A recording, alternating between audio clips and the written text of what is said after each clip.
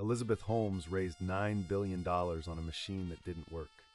The CMS inspection found the lab posed immediate patient jeopardy. John Carreyrou's 2015 Wall Street Journal exposé cracked the entire operation open. In 2018, the SEC indicted Holmes on massive investor fraud charges. A 2022 jury convicted Holmes on 4 counts of criminal fraud. Holmes founded Theranos in 2003 at just 19 years old. Her core pitch, a finger prick of blood, could run hundreds of tests. Theranos called its device the Edison, a proprietary black box machine. Internally, engineers knew the Edison produced wildly inconsistent results. For most tests, Theranos was secretly using conventional third-party machines. Patients received inaccurate HIV and cancer results based on those flawed tests. Theranos processed over 1 million patient tests before any public alarm. Holmes cultivated a board of luminaries: Schultz, Mattis, Kissinger. By 2014, Theranos was valued at $9 billion. Holmes was named the world's youngest female self-made billionaire. The CMS inspection of the Newark lab began in September 2015. CMS found Theranos failed to meet basic quality control requirements. Inspectors cited the lab for posing immediate jeopardy to patient health. The report documented that Theranos had no valid proficiency testing program. CMS ultimately moved to revoke Theranos's California laboratory certification. That same month, the Wall Street Journal published Carreyrou's first investigation. Carreyrou had interviewed over 60 sources, including former Theranos employees.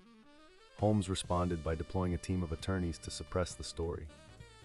Theranos sent Carreyrou a 76-page letter demanding retraction. The journal published the exposé anyway on October 15, 2015. Holmes went on CNBC and called the story false and misleading. Former Theranos president Ramesh Balwani also faced fraud charges. The FDA inspected Theranos in 2015 and found significant regulatory violations. Theranos voided 2 years of Edison blood test results in May 2016. That voiding covered roughly 1 million patient test results. CMS banned Holmes from operating any clinical laboratory for 2 years. Theranos shut its laboratory and wellness centers by October 2016. The SEC filed charges against Holmes and Balwani in March 2018. The SEC alleged Holmes raised over $700 million from investors through fraud. Holmes settled with the SEC without admitting wrongdoing, paying $500,000. The Department of Justice issued a criminal indictment in June 2018. Holmes faced 11 counts of wire fraud and conspiracy to commit fraud. Holmes pleaded not guilty. The trial was delayed by the COVID-19 pandemic. Her trial began in September 2021 in San Jose, California. Key witness Tyler Schultz testified about falsified quality control data. Former Walgreens executive Kevin Hunter testified that Theranos misled the company. On January 3, 2022, the jury convicted Holmes on 4 counts. She was acquitted on 4 patient fraud counts, but convicted on investor fraud.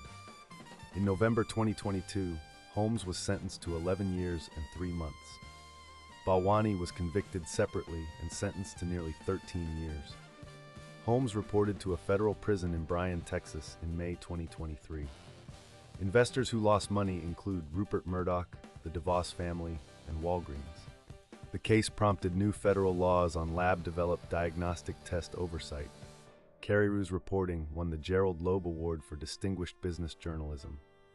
$9 billion and $1 billion promises, built on a machine that never worked. For Pint-Sized scandals, the documents always talk louder than the press release.